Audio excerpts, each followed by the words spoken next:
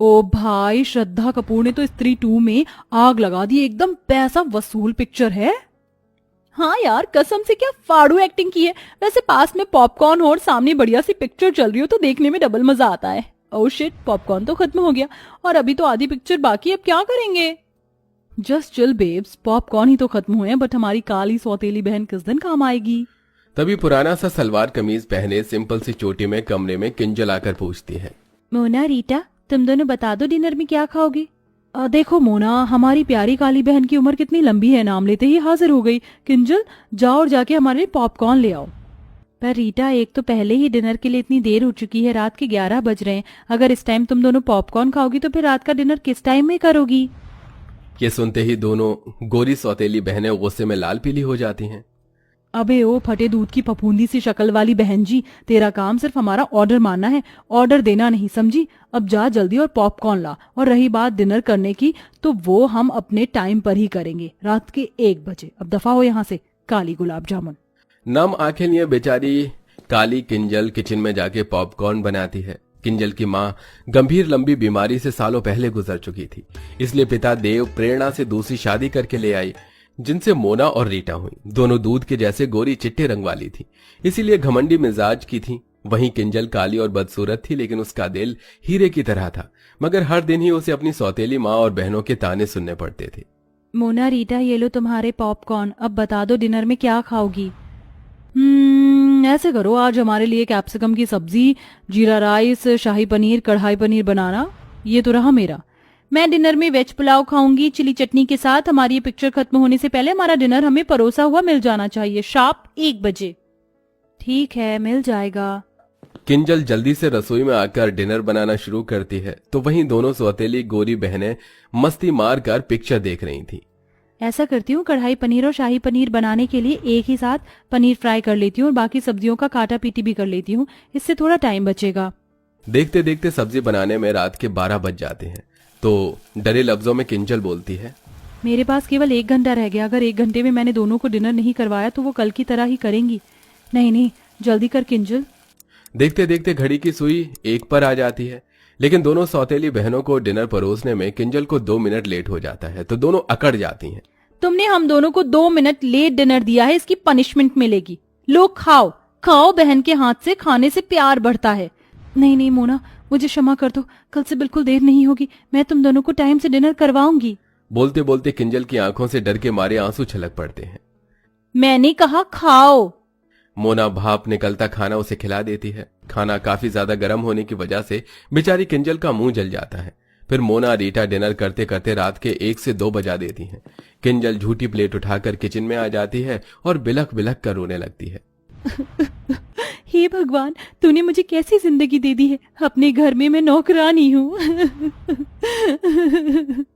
रोते रोते वो किचन में ही चटाई डालकर सो जाती है। तभी सुबह के 5 बजते माँ प्रेरणा किचन में धमक पड़ती है और लात मारकर जगाती है। अरे ओ काली कलूटन, चलो जल्दी से। लेकिन जब किंजल नहीं जागती तो मोना रीटा भरी बाल्टी का पानी डाल देती हैं, जिससे वो घबरा कर उठ जाती है। हे भगवान जी, ये मुझ पर पानी किसने डाला। ये शुभ काम हमने किया है। मोना रीटा, ये क्या बदसलूकी है किसी सोते हुए इंसान के साथ इस तरह से पेश आना, जबकि तुम दोनों ने देखा था कि रात को मैंने तुम दोनों को 1 बजे डिनर करवाया था। उसके बाद सोते सोते मुझे 2-3 बज गए थे। ये सुनते ही प्रेरणा अपनी गोरी सुंदर बेटियों की साइड लेते हुए बोलती है, अरे ओ कोयला खादान, मैं देख रही हूँ कि तेरी ये कैची जैसी काली जुबान कुछ ज्यादा ही चलने लगी है। उठ और नाश्ता बना, समझ गई। जी माँ। आधी अधूरी नींद में ही बेचारी किंजल उन्हें नाश्ता करवाती है और फिर पूरे घर में झाड़ू पोछा लगाती है। तभी पिता देव घर लौट आता है, तो दोनों सौतेली बहनों की शक्लें बन जाती हैं। आगे पिताजी, अब शुरू हो जाएगा दोनों बाप बेटी का मेलो ड्रामा। किंजल बेटी, तू क्यों पोछा लगा रही है, काम वाली नहीं आई है क्या? वो पापा।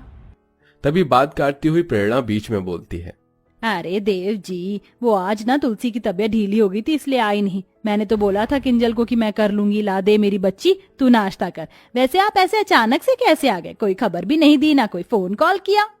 वो 1-2 दिन की छुट्टियां मिली थी, इसलिए चला आया किंजल को देखने। पापा, आपको तो किंजल दीदी के अलावा हम दोनों दिखते नहीं, थोड़ा प्यार हमें भी दे दीजिए, आफ्टर ऑल हम आपकी बेटी हैं। हाँ जानता हूँ। देव अक्सर काम के सिलसिले में महीने महीने बाहर रहता था, इसलिए उसे इस बात की कानों कान खबर नहीं थी कि उसकी दोनों सौतेली बेटियों ने किंजल को नौकर बनाकर रखा था। वो हर महीने खाना बनाने वाली और 3 टाइम के बर्तन मांजने वाली के पैसे भिजवाता, जिसे प्रेरणा बेटियों में उड़ा देती थी। लगभग 2 दिन बाद देव वापस लौट गया और फिर से सब वही शुरू हो गया। इसी तरह दिन गुजरने लगे और अब किंजल के कॉलेज के फाइनल वर्ष की परीक्षा शुरू होने वाली थी। इसलिए वो अपनी दोनों सौतेली बहनों के पास आकर बोलती है, मोना रीटा, आज से तुम दोनों डिनर 9-10 बजे तक कर लेना प्लीज। तो आंखें चढ़ाकर दोनों ने ठाए से कहा, मगर वो क्यों भला? क्योंकि कल से मेरी परीक्षा शुरू हो रही है तो मुझको पढ़ाई भी करना है। क्यों रे जली भरते की शक्ल वाली, तुझे क्या लगता है कि तू पढ़ लिख कर कलेक्टर बन जाएगी? बेलिनी तुझे रोटी आई हैं।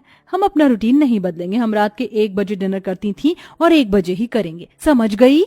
दोनों का फैसला सुनकर मायूस मन से किंजल उन्हें 1 बजे रात में डिनर करवाती है और बाकी टाइम घर के कामों में उलझ कर रह जाती थी।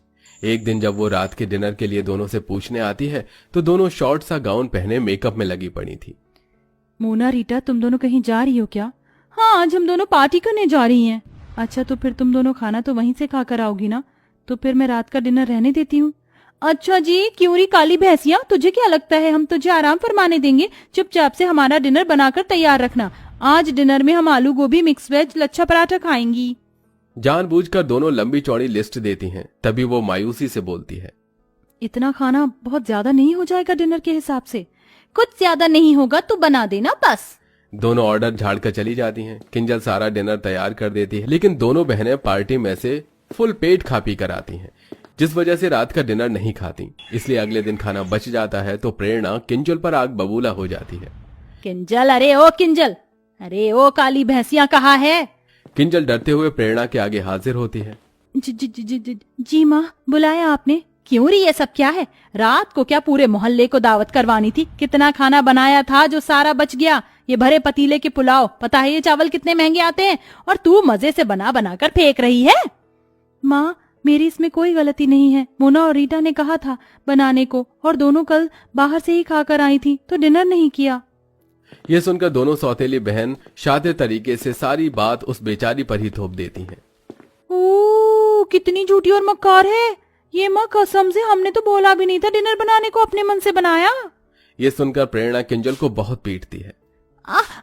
माँ, मत मारो ना माँ। बहुत चर्बी बढ़ गई है तुझको शाही पकवान खाकर। आज से तेरा खाना बंद, अब केवल तुझको सूखी रोटी मिलेगी बस। इस तरह गलती न होने के बाद भी अब किंजल सारा दिन किसी कोल्हू के बैल की तरह काम करती और दोनों सौतेली बहनों को उनके मन मुताबिक रात के 1 बजे डिनर करवाती, जिससे उसका शरीर बहुत ही कमजोर पड़ जाता है। अरे ओ बहन जी, ये कैसी काली दाल बनाई है तूने, अपनी सूरत के जैसी। अब कौन खाएगा इसको? सब्जी भी एकदम बीमारों वाली बनाई है। रुक जा तू। गुस्से में मोना उसके बाल पकड़ लेती है, जिससे वो चक्कर खाकर बेहोश हो जाती है। उसी टाइम आधी रात को पिता देव घर लौट आता है और बेटी की बिगड़ी हालत देखकर आपा खो देता है। किंजल बिटिया उठना, आखिर तुम दोनों ने क्या किया है इसके साथ? देव डॉक्टर को बुलाता है। जहां एक तरफ डॉक्टर उसकी जांच पड़ताल करते हैं तो वहीं दोनों सौतेली बहनों की आंत सूखी जा रही थी। देखिए, इनके शरीर में बहुत सारे पोषक तत्वों की कमी है। इन्होंने काफी दिन से सही ढंग से खाया पिया नहीं है और इन्हें नींद की भी शिकायत है। इनको भरपूर नींद और अच्छे खान पान की जरूरत है। तभी किंजल को होश आ जाता है। दोनों बहनों को पसीने छूटने लगते हैं। अब तो ये पिताजी के आगे सब बोल देगी, हमारी वाट लगा देगी कि हम इससे रात के 1 बजे डिनर बनवाते हैं। लेकिन किंजल कुछ भी नहीं बोलती, जिससे दोनों घमंडी बहनों का स्वभाव बदल जाता है और वो रोते हुए कहती हैं, आई एम सॉरी किंजल, हम दोनों को माफ कर दो। हमने तुम्हें आधी आधी रात को डिनर बनवाने के लिए मजबूर किया। किंजल दोनों को माफ कर देती है और अंत में दोनों बहनें उसका अच्छे से ख्याल रखती हैं। साथ ही उनकी बुरी लत जो रात के 1 बजे डिनर करने की थी वो भी खत्म हो जाती है। तो देखा दर्शकों आपने, अच्छे स्वभाव से हम किसी का भी दिल जीत सकते हैं, जैसा कि हमारी स्टोरी की काली बहन ने अपने अच्छे स्वभाव से अपनी दोनों खूबसूरत घमंडी बहनों का दिल जीत लिया। तो दोस्तों, आपके हिसाब से रात का डिनर करने का सही टाइम क्या होना चाहिए? कमेंट बॉक्स में जरूर बताइएगा। साथ ही आपको हमारी ये कहानी कैसी लगी हमें ये भी बताइए।